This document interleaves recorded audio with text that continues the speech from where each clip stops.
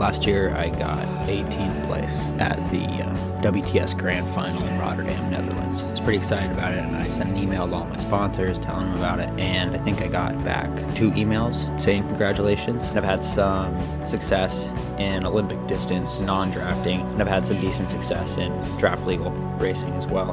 But I think my biggest results have been in the non-draft for sure. Between Beijing International, Escape from Alcatraz, had a good result at Island House when it was the longer distance format, and that race in particular, I got stronger each day, even relative to some of the long course athletes who specialize in 70.3. That was definitely an indication of something that I've sort of sensed all my career. The 70.3 racing, to me, is the next logical step in my career, continuing on this path of just being a lifelong athlete and triathlete and having the biggest impact that I can have on the sport, really.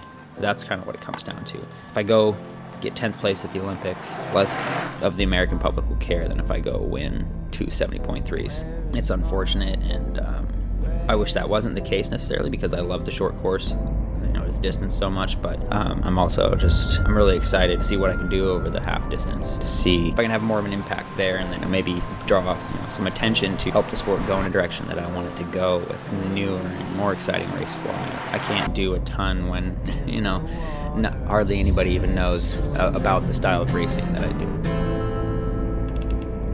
I've trained side by side with 70.3 athletes through my time with the triathlon squad, with Paulo Sousa, so I feel pretty confident that the type of training that I have been doing has me strong for this, and then it just needed a little bit of tuning up in order to be at my best. So, of course, I'm changing things up a little bit for 70.3 for my first race in Oceanside, but it's not that much, honestly. I've always had a pretty high volume approach, maybe not as high as a lot of people on the bike for 70.3, certainly on the run.